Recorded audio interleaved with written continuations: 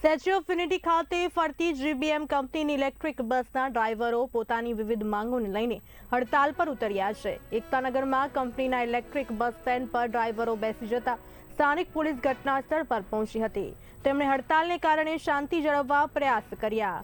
ડ્રાઈવરોએ જણાવ્યું કે તેઓ વારંવાર બસ કંપનીના સંચાલક અને માલિક સાથે વાત કરી રહ્યા હતા, પરંતુ હજુ સુધી તેમના પ્રશ્નોનો સંતોષકારક ઉકેલ ન મળ્યો હોવાથી તેમને હડતાલ પર જવું પડ્યું.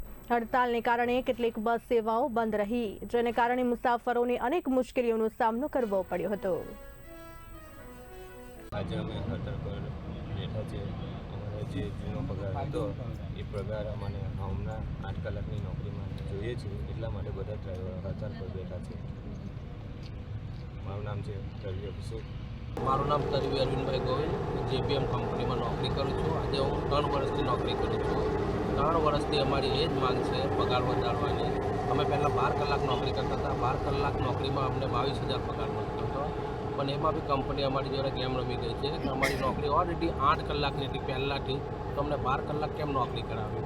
કે 12 કલાક નોકરી કરતા અમને કહેવામાં બી કમ ના આવ્યું કે તમારી નોકરી 8 કલાક હતી. અમને 12 કલાક ગેમ રમીને અમારી જોડે 12 કલાક નોકરી કરાવી, વત્તા અમને 12 કલાકનો 8 કલાકનો જે સેલરી હતી એ જ 12 કલાકમાં આપી અમને.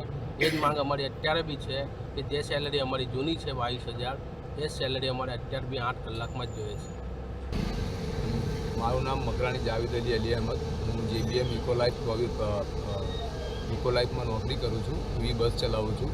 અને અમારી માંગણીનો મેઇન મુદ્દો છે પગાર બાબતે. કે જે પગાર આજની તારીખમાં અમને આપવામાં આવે છે એમાં અમારું ને અમારા ભાઈઓનું ઘરનું ગુજરાન ચાલી શકે તેમ નથી. એના માટે અમે કંપનીને અગાઉ પણ રજૂઆત કરી હતી કે અમારા ડ્રાઈવરો પગાર વધારવામાં આવે, પણ આજ દિન સુધી એનું કોઈ પણ જાતનું નિરાકરણ આવ્યું નથી.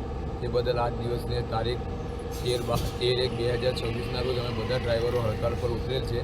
એની અગાઉ અમે રાજપીપળા લેબર ઓફિસર સાહેબને બી રજૂઆત કરી હતી. ત્યાર પછી કાલે 12/1/2026ના રોજ અમે લેબર કમિશનર સાહેબ ભરૂચ પાસે પણ ગયા હતા. ત્યાં પણ અમે અમારી રજૂઆત કરી અને કંપની અમારો પગાર વધારવા ના કહી.